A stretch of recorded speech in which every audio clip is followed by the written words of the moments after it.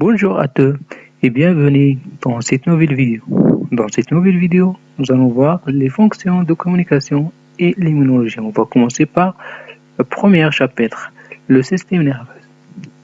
Le plan de ce chapitre comporte une petite introduction, puis la sensibilité conscience, la motricité volontaire et la motricité involontaire. Et on va terminer ce chapitre par comment protéger le système nerveux.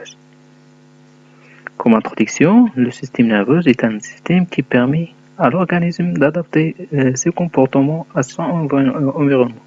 Cette adaptation est assurée par le fonctionnement coordonné des organes de sens, récepteurs sensoriels, de nerfs et de centres nerveux.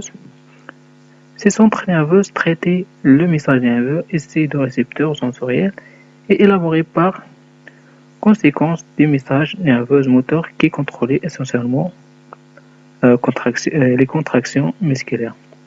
Alors, les contractions musculaires sont responsables des mouvements de corps et le maintien de ces différentes postures. Donc, les types de la sensibilité de conscience, la motricité volontaire et la motricité involontaire sera soutenue par la présentation de structures fonctionnelles du système nerveux au niveau des organes, c'est-à-dire encéphalomoire épinière, les nerfs fibres et les organes de sens, et au niveau cellulaire, structure et fonction du neuron. Dans ce chapitre, nous allons répondre aux questions suivantes. Comment notre organisme capable-t-il les informations issues de notre environnement? Comment les organes de sens et le système nerveux intervient dans l'élaboration et le traitement des messages nerveux?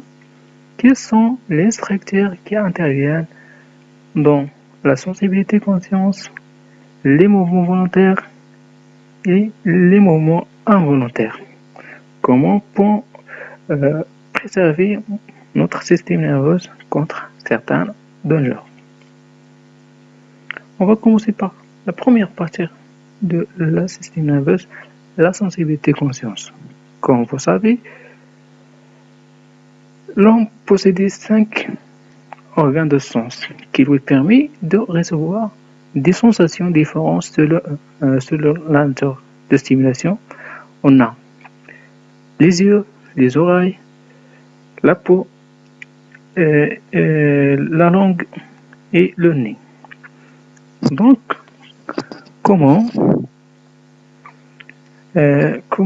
cet organe reçoit la stimulation du milieu extérieur? On va voir d'abord la nature des stimulations. Donc, chaque organe de sens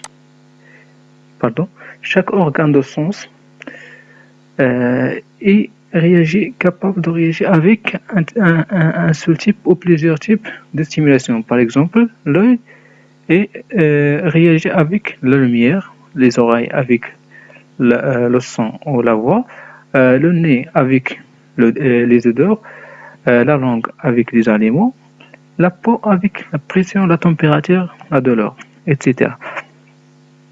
On va voir la naissance et la propagation des messages nerveux. Grâce aux organes de sens, notre organisme est capable de détecter plusieurs paramètres du milieu environnemental, par exemple la lumière, la température, la pression, etc. Le récepteur sensoriel transformé cette stimulation et c'est du milieu extérieur. Le message nerveux de nature électrique sont acheminés vers le cerveau à travers les nerfs ou plus précisément à travers les fers nerveux sensitifs. On va voir l'exemple des yeux. On a l'œil est constitué plusieurs milieux transparents. On a cristallin, la cornée et lumière aqueuse. Donc, les rayons lumineux traversant les milieux aqueux, les milieux transparents, c'est-à-dire les cornets cristallins, les murs aqueuses, est formé sur la rétine en image. Donc, au niveau de la rétine, on a la formation du message. Ce message est transmis en message nerveux. Donc, le nerf optique, il reçoit le message et transmet le message jusqu'à le centre nerveux. Alors, quelles sont la structure de ces nerfs? Dans le cas de la vision, on a le nerf optique. Donc, chaque nerf est constitué plusieurs fibres. L'unité structurale des fibres sont les cellules nerveuses ou les neurones. Chaque neurone est constitué un corps cellulaire. Le corps cellulaire constitue un noyau et cytoplasme et des dendrites, des axons, un seul axon et une terminaison axonale. Donc, le rôle du nerf est conduit l'influx nerveux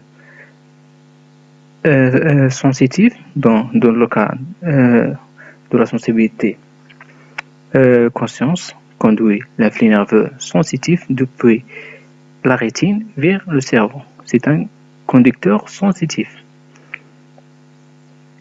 Alors, le message nerveux arrivé au niveau du cerveau. D'abord, l'encéphale constitue 3 parties. On a le cerveau, cervellite et un bulbe rachidien. Le cerveau est constitué de 2 hémisphères séparés par un sillon central. La partie périphérique ou la cortex constitue en matière grise. Donc, suite aux stimulations ici de l'environnement des messages nerveux, naissance au niveau des récepteurs sensoriels et ses propagations à travers les nerfs pour aboutir au cerveau. Ce dernier élaboré en sensation conscience. Donc, on a dans ce schéma l'observation des règles de division gain au niveau des cerveaux, mettre en évidence des aires cérébrales sensitifs. On a les aires visuelles, auditives, gustatives, l'aire de sensation générale. On a aussi le nerf olfactif responsable par le nez. Donc, au niveau le milieu extérieur, la stimulation provient du milieu externe, dans ce cas la lumière, traverser les milieux transparents de l'œil et arriver au niveau de la rétine. Donc, la rétine, c'est un récepteur sensoriel. Donc, au niveau des récepteurs sensoriels, on a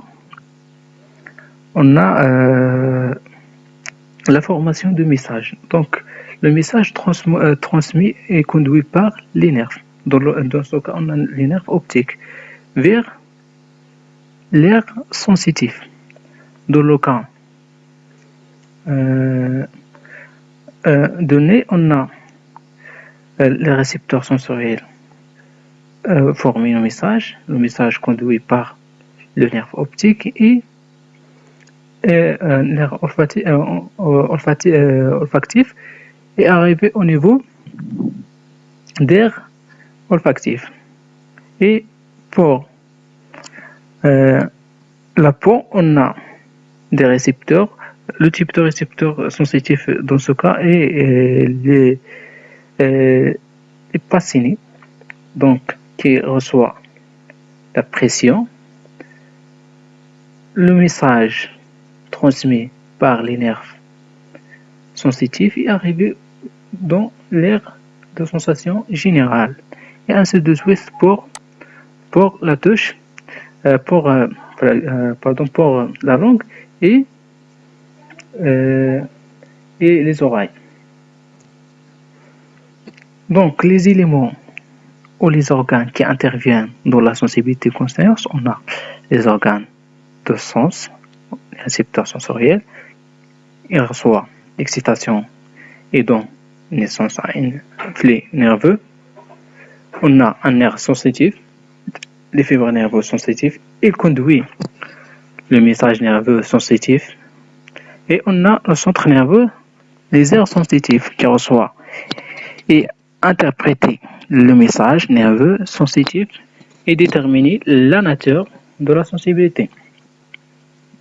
Pour le trajet des messages nerveux, on a la naissance de messages au niveau des organes de sens, notamment les récepteurs sensoriels.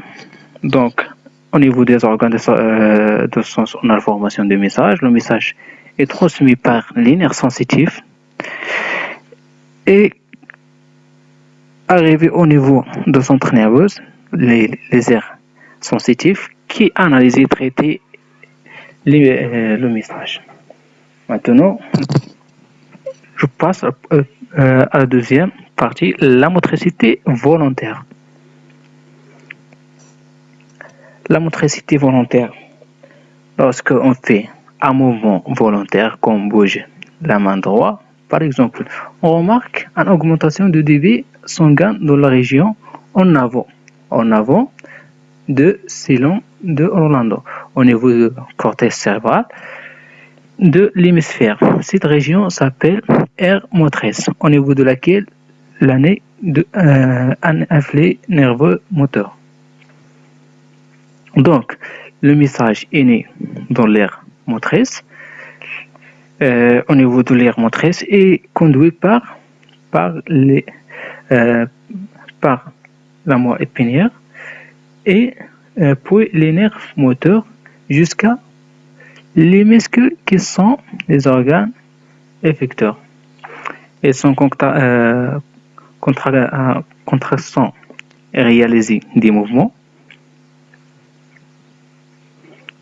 Pour le trajet des messages nerveux, donc d'abord, le message nerveux est né dans l'aire sensitive, conduit par le nerf moteur qui passe par le message passe par la moelle épinière et puis le nerf moteur est arrivé au niveau des organes effecteurs qui fait le mouvement. Pour la troisième partie, ou la motricité involontaire, la réflexe, c'est une réaction involontaire immédiate et rapide qui répond à une excitation et présavoir et localisée. Alors, quels sont les organes qui interviennent dans l'axe de réflexe? On va réaliser plusieurs expériences pour comprendre mieux cet mouvement involontaire. Soit un granule spinal ou décérébré, c'est un granule dont l'encéphale est détruit. On met les organes qui interviennent dans un réflexe. On va voir ce exemple. La première expérience, on place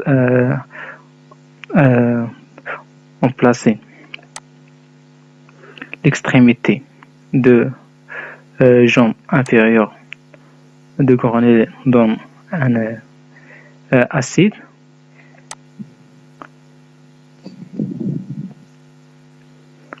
Dans le premier cas, acide délié, et dans le deuxième cas, on a un acide très fort. Et on va voir la réponse. Dans le premier cas, comme vous voyez, il n'y a pas de réaction, pas de réflexe.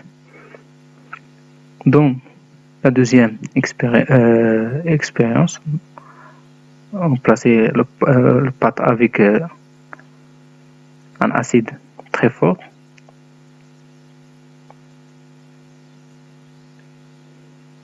Et voilà le réflexe. Pour les deuxièmes expériences, on a plusieurs expériences. Donc, pour la première expérience, sur un granule spinal, on a anesthésié la peau de pâte gauche à l'étire, comme vous voyez dans la première vidéo. Aucune réponse. Donc, la peau intervient dans le réflexe pincement de pâte gauche. Aucun résultat. Pour la deuxième expérience, sur le granule spinal, on coupait le nerf sciatique. Donc, le nerf sciatique est le dernier nerf responsable sur les jambes inférieures. Et pincement de la patte gauche et droite, aucune réponse, et flexion de la patte droite. Le nerf sciatique intervient dans le réflexe. Pour la troisième expérience, sur la granule spinale, on détruit le moelle épinière et pincement de la patte droite. Aucune réponse. Donc, la moelle épinière intervient dans le réflexe. Pour la quatrième expérience, sur la granule spinale, on coupait le tendon de muscle de la patte gauche, pincement de patte gauche. Aucune réponse, donc les muscles interviennent dans la réponse.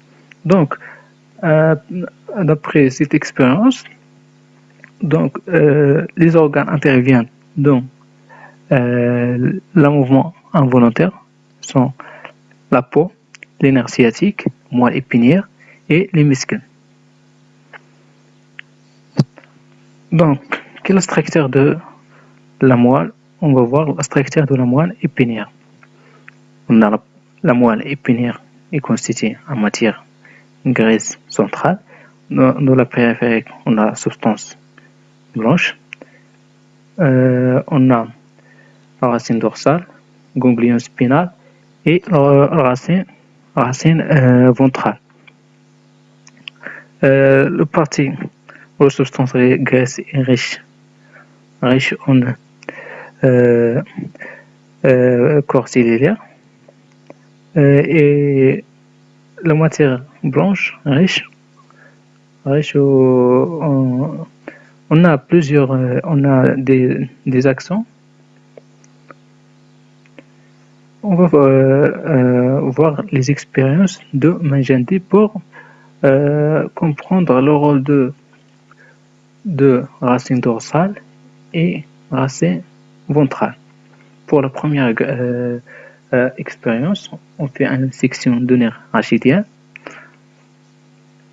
On observe la paralysie de région énervée par le nerf et perte de sensibilité. Donc, le nerf rachidien est un nerf mixte et conduit le message sensitif et moteur. Dans la deuxième expérience, on fait une section de racine antérieure, puis on excite le lobe périphérique, paralysie de racine de la région énervée par ces nerfs. Elle reste sensible. L'excitation du périphérique provoque une contraction musculaire. Donc, la racine antérieure au ventral, c'est conducteur, le moteur seulement. Donc, pour la troisième expérience, une section de la racine antérieure au ventral, puis son lobe central. L'excitation du lobe central reste sans effet. Donc, la racine dorsale. La racine dorsale conduit le message nerveux vers l'effecteur musculaire. Donc, la racine dorsale est liée avec possède des nerfs liée avec les organes de sens. On a la racine ventrale liée avec les nerfs les nerfs moteurs. Donc le racine dorsale constitue des nerfs sensitifs et le racine ventrale constituée de nerfs moteurs. Pour la quatrième expérience, on fait une section de la racine postérieure pour exciter le lobe central. La région énervée par ce nerf reste mobile et perd toute sa sensibilité. L'excitation du lobe central provoque une sensation de douleur légère avec mouvement. Donc la racine postérieure dorsale, c'est un conducteur sensoriel seulement. Pour la dernière expérience, on fait une section de la racine postérieure pour exciter le lobe périphérique. On observe l'excitation du lobe périphérique reste sans effet. Alors, la racine dorsale conduit le message nerveux du récepteur vers la moelle épinière. Pour le trajet des messages nerveux dans le mouvement involontaire, donc d'abord la stimulation, on a une stimulation mécanique, excitation de la peau de la doigt, d'un doigt. Les récepteurs sensoriels, on a formation de message. Le message conduit par les nerfs sensitifs à travers la racine dorsale et arrive au niveau de moelle épinière et acheminé par le nerf moteur arrivé au niveau du muscle ou les organes effecteurs qui fait le réflexe ou le mouvement.